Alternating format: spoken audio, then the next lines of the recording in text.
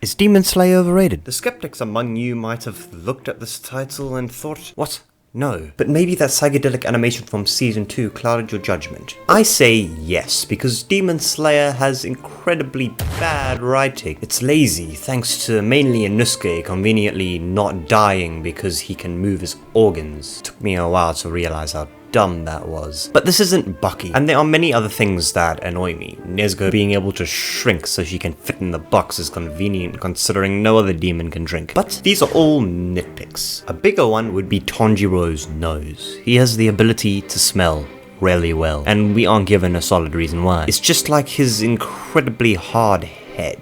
This latent sniffing ability is good only to explain the opening thread. I would compare it to the Daredevil's World on Fire, which for those who don't know what that is, it is how Daredevil sees the world with his heightened senses. Not even this logic holds up, because how does smell translate into ability that is literally aimbot? I don't want to only highlight the bad. There are things I do like. I think the magic system is thought out and cool. The Nichiren sword colors are a nice touch, even though it is comparable to many other systems of magic. I also like how versatile breathing actually is. There are different utilities and techniques. I find it cool that different forms can kind of match up, such as the water wheel and rising scorching sun. This even possibly shows that all the styles are in fact linked. It just leaves me with one question though. Why did the flame one get a cool over-the-top grandiose name, like Rising Scorching Sun? And then you have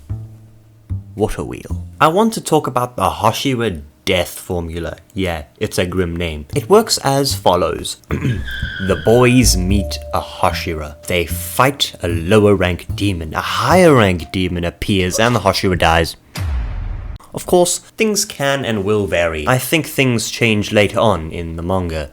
I hope they do. But this isn't the manga. My problem isn't with the formula itself, but more that we learn about the Hashira and their past over the arc, only for them to die and become irrelevant. I appreciate character writing, but don't make it redundant. We don't need to disarm all the characters and turn them into donuts. Jokes aside, up until this point, it's actually felt quite degrading to the Hashira. I thought they were strong. Killing the first one that we properly meet and get acquainted with, and then putting the next one out of commission isn't good look. Which is why I hope that in the next arc we see the Hashira getting some W's instead of taking them L's and getting F's in the chat. What about the humor? Wait, who watches Demon Slayer for the humor? I was looking for Demon Slayer clips to use for this video, and I found this clip. I found it absolutely hilarious, and it made me realize that I've kind of sort of completely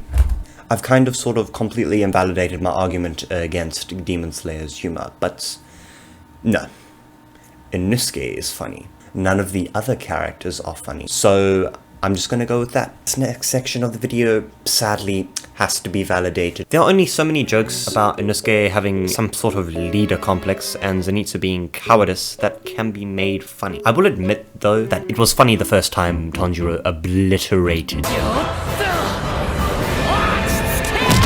and I mean obliterated, Inosuke with a headbutt. It's usually funny when Tanjiro uses a headbutt, to be honest. So you know what? You win this one, Koyoharu Gotoge. Lazy writing aside, Demon Slayer animation absolutely slaps, and it slaps like nobody's business. I mean, there's a reason I describe the animation as psychedelic.